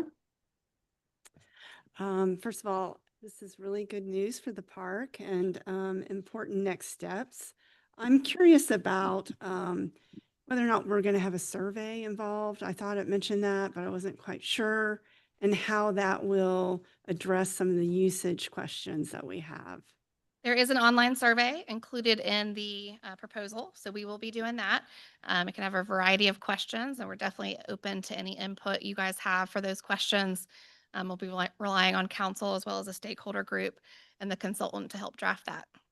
Okay, great. And then when in the proposal, it talks about research and analysis. What did you envision? What is that?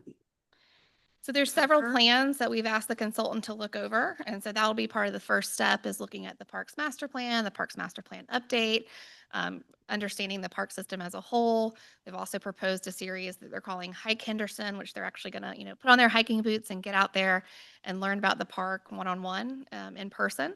And so they'll be doing that first to really evaluate the current state of the park. Great. That sounds good. And then I just want to clarify about the stakeholders. There's a couple mentions about stakeholders, and I just wanted to make sure that we were including not only the friends groups that we know are very active in the community garden and the master gardeners, but also, we have programming from the high school. We have TISA there. So I just wanted to make sure we were including the full gamut of that. Absolutely. As many people as we can include and reach, we will. Okay, great. Thank you. All right, Councilwoman Weaver? I have a follow-up. So I just wanted to check, is Cooper Carey presenting on any of this, or is this just you tonight? It's just fine me if it this is. I evening. just Yeah, we don't wanted to know which the direction. consultant to come for the award.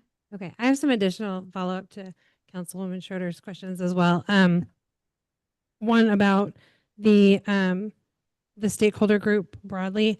How are we approaching the stakeholder committee process? So they kind of have city ambassadors listed, and then they talk about stakeholder committee, and then they have the open houses. So how are we going to? Yeah, so the stakeholder group is typically just a core group. Cooper Carey has proposed 4 stakeholder group meetings throughout the 27-week process. Historically, we've worked with the mayor, who will work with staff to appoint the stakeholder committee.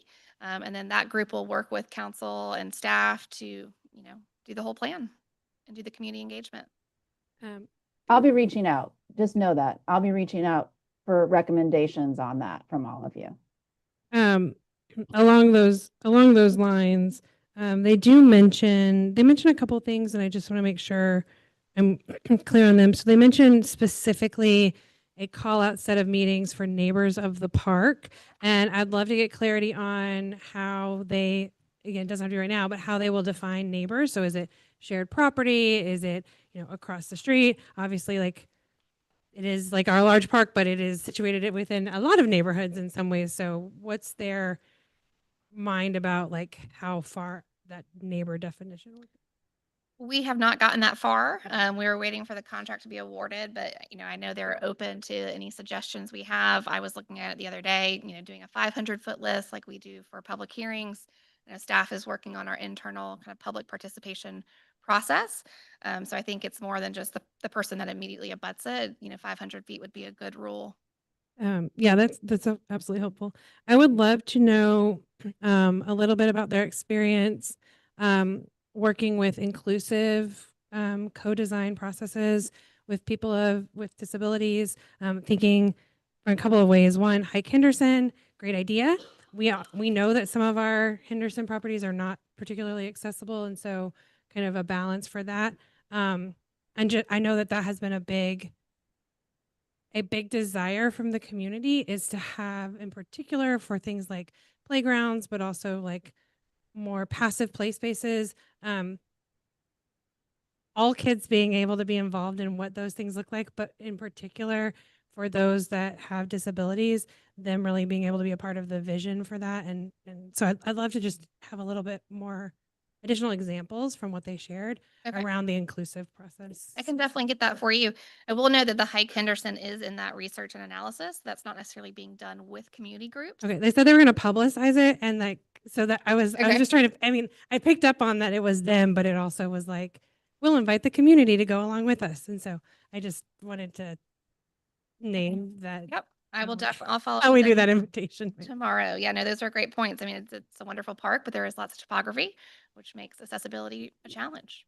And then I'm giving credit to Councilmember Schroeder for this because she raised it. The open house that's listed, the 2-day open house, is both the Friday and Saturday before Memorial Day weekend. It is also during the school and work day, the Friday is.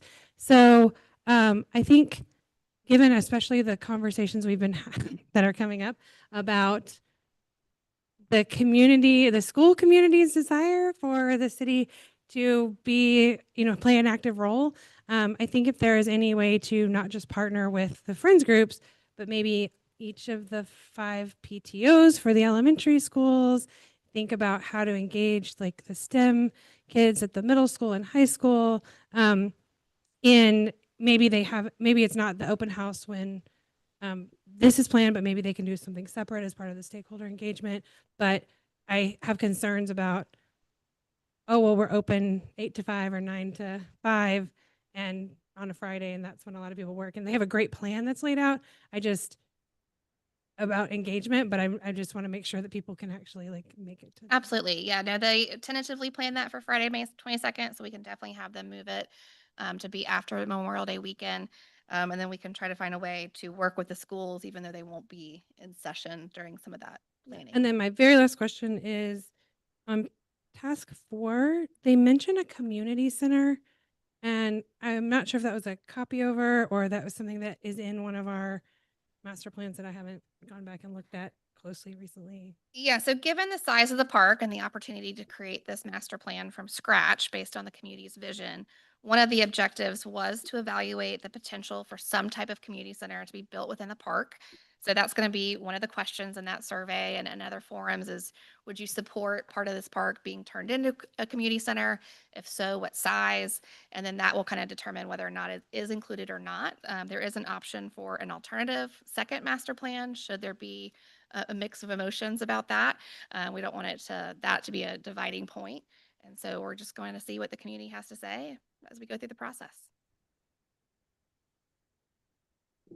All right, and don't forget, we've got a lot of homeschoolers that also use the park as an educational piece as well. So we want to make sure that we include them too. Any other questions? If you have any PTO or STEM teacher recommendations, I'd be happy to get their email addresses. Councilwoman Schroeder, you have a question? Yes, I just remembered one more question. I'm curious about the balance between getting, I would say, the community interest in those communities who use the park and to also focus on the natural resources of the park. Obviously, the lake will come back. There are 3 tributary creeks that come into that park, and we need to be paying attention to that. And then over the weekend, when I was walking the park over by the waterfall, there's a lot of opportunity there for environmental education. And with our new grant that will be adding the Yellow Trail Bridge, I just want to make sure we're paying attention to both aspects because of the passiveness and then the activeness of the park. Yeah, no intention to make it a completely active park, right? We do have those sensitive environmental areas that come with those protected buffers, so we definitely want to respect those. Another objective in the bid was to identify opportunities to preserve and promote native plants as well as wildlife habitats. So we'll definitely be taking an eye onto that and to ensure a great educational opportunity and protection. Great. That's good to hear. Thank you. Councilman Nguyen? For the online survey piece, is that on us or Cooper Carey to kind of spread the communication for that? Cooper Carey will create the survey and they'll monitor it, but city will be dispersing the information. We'll also be, posting it on our channel, sending it to as many groups as we can. We'll send it to the Friends group, to TISA, all those organizations, and ask them to distribute the information as well. Okay. Is there any additional, avenues that we haven't explored in the past to spread news for these surveys? Because I know historically we've gotten pretty, lackluster in amount of input. I think this one will get a lot more excitement than some of our, code changes and things like that. But I think definitely reaching out through the schools and the variety of friends groups and nature groups in the park will help get that information out. But we'll definitely ask Cooper Carey for any suggestions they have. All right, thank you. And if you have suggestions too, feel free to share them. Absolutely. Yeah. All right. Anybody else? All right. Can I entertain a motion? I'd like to make a motion to approve contract, sorry, I'm looking for the number. Contract C2026-003-PO26-1284 for an award of a contract to Cooper Carey for the Henderson Park Master Plan. I'll second. All right, any discussion on the motion? All right, seeing no discussion, all those in favor? Just sign, excellent, 7-0, very good, thank you. Bonnie, you got that? Okay, last one, I-5. We have contract C 2026-PO26-1292, consideration of a contract for the redesign of Rosenfeld Park Improvements Project. Good evening. I'm here requesting that council consider a change order for the Rosen Park Improvement project to address additional design and services that have already been performed. The proposed change order totals $40,587.50, increasing the original contract to $70,277.50, which would be funded through the capital budget. During the design process, there are several adjustments were required based on city direction and conditions. During that phase, Kekenwood completed the following services. They investigated an LED lighting feasibility for the tennis courts, stormwater system redesign after it was determined that the bioretention area could not be located in the floodplain, and then a landscape plan revisions to accommodate that updated stormwater plan. These changes comply with all regulatory requirements. The additional proposed elements requested by the city is to enhance functionality and the overall user experience. These include electrical site plan, design of terrace concrete seating, a connecting stairway to the restroom facility, and additional shade landscaping and related grading and draining adjustments. Right? The design and construction documents will be completed by April 7th. Construction bid documents will be prepared and the construction contract will be awarded no later than July 13th. I hit the share button.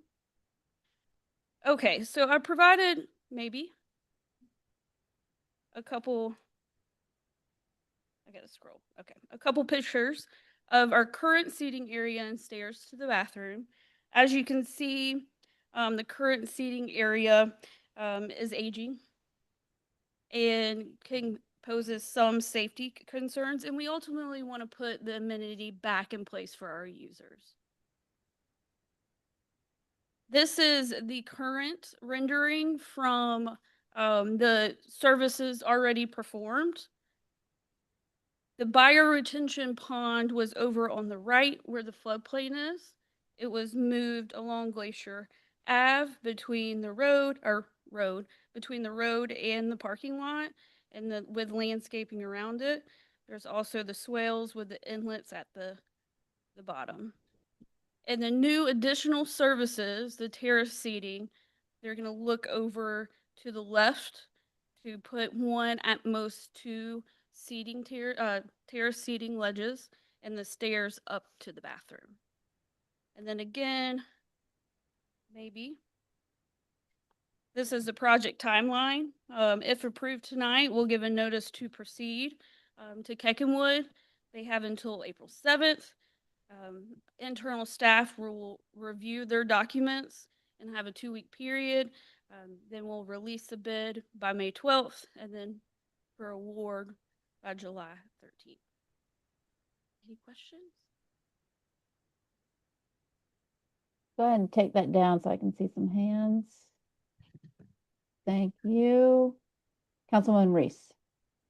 Just a quick question. First of all, I'll just comment on how I'm really glad that, I don't know if this is the right word, but it seems like just seeing the new, I call them rain gardens. Can you call that rain garden, the bioswale thing that you guys are going to be doing but will it have like some plantings and rocks, or actually that is my question. How will that look? But I'm also glad that these changes are being considered with the catching of the issue. And then the other thing I just want to clarify, this is not a redesign of the property. This is just, doing an update and doing some of these updates on the side with the stadiums, seating and all that, correct? Yes, ma'am. Yes, ma'am. And there is landscaping around the bioretention area. Okay. Yeah, thank you. Any other questions? All right, seeing none. Entertain a motion. I'll make a motion to approve contract C 2026 PO 26-1292, consideration contract for change order for redesign of Rosenbelt Park. Second. All right, any discussion on the motion? All right, seeing no discussion, all those in favor? Any opposed? Seeing none, all right, that's 7-0. All right, very good. Thank you, Sarah.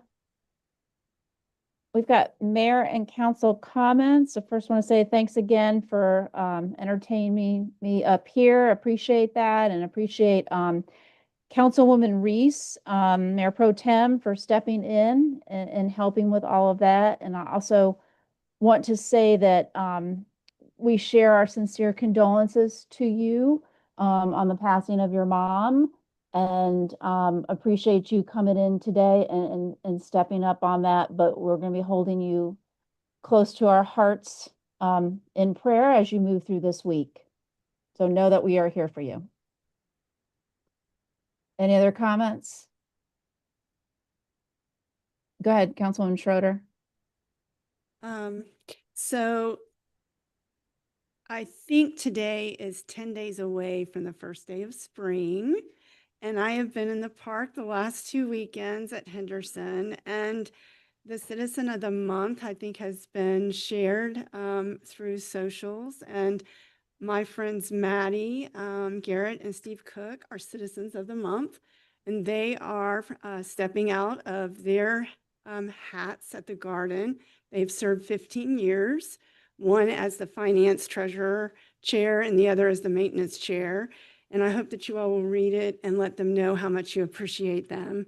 And then on Saturday, Maddie led the Mountain West Day at the park and the garden and the native plant and wildlife. And I wanted to thank her again for doing that. They will be missed. So, and then I want to say to everyone who just, I think, left, who was part of Tucker 101, to get involved in the parks and to get involved with the friends groups. We have a lot of opportunities for volunteers, and we certainly could use more muscle power in the coming spring. So, thank you. Excellent. Councilwoman Weaver? Also very excited about spring and parks and all the activities. I know the mayor mentioned several of the ones that are coming up this in the next couple of weeks. So that's always fun way to engage communities or our community members. I wanted to give my own couple of thoughts on the student assignment project / proposal to potentially close 2 of our Tucker elementary schools. And I'd say drastically and radically change the character of a third. But I was talking with a couple of council members, and you know, those of us in districts where the two schools that are being proposed to close have heard a lot from community members about the value of their individual school. And you know, I'm really proud of the fact that I was look, it's a good way, principal advisory committee members, to get an entry point into running for a bigger elected office, because a lot of people don't realize to be on the PAC, you do have to run and you follow all the Open Meetings Acts, and you have to be, you know, trained in all of that. And so I was the chair of the PAC at Brockett Elementary School for 3 years, and helped select the current principal. And one of the best things about being in that role was not just what I was doing for the school itself, but it was the connection that that school then had through the Tucker cluster to the other schools in the city of Tucker. And so we have 5 elementary schools in the city of Tucker. They are all unique in their own way and bring a lot of strengths that are very, very important. And we have we have a great middle school and a great high school. There are a lot of narratives around previous ways that some of the schools have been managed individually, but we have a lot of committed local school leaders. And so one thing I would like to highlight, just for all of the folks who have kids in their schools, but also for the people who live here who maybe don't have kids in those schools, but still value the impact of a local school. I really appreciated the person that came and spoke from Brockett earlier, talking about people move to our community because of our schools. And so I just want to add that education and how we think about people coming to our city and planting roots in our city are all connected to the quality of those local public schools. And they really give kids from all walks of life an equal opportunity to access education. And so I really want us to continue to highlight the individual schools for their strengths, but I also want us to be all really thinking about how important having good schools in our community are to quality of life for everyone, to our tax base, to economic development and job creation and partnerships in the community. And so just want to add, again, my 8 cents a dollar that I've now gone on this, to encourage folks. There's a survey that is still out. We have put this on individual council member pages. The city, the DeKalb County Schools obviously has it. That closed yesterday. But please still feel free to share your feedback with your school board members. You know, we will tell you if you email us. We don't directly make this decision. We're happy for you to copy us though, so we know what communications are happening. A lot of folks have been doing that. And we're happy to keep trying to think about ways to, you know, tell the story of all of our Tucker cluster schools and what they bring. So I just wanted to add all of that, and please consider coming to the March 23rd Tucker cluster. I'm not gonna lie, I'm gonna be there for an hour, 45 minutes, and then run to the council meeting. But I think it's a really important that we show up as the full Tucker community. Thank you. Anybody else? All right, seeing none. Let's entertain a motion to adjourn. I move to adjourn. Second. All right, any discussion? Seeing all smiles up there, all those in favor? All right, thank you. Have a good night. Thanks, everybody.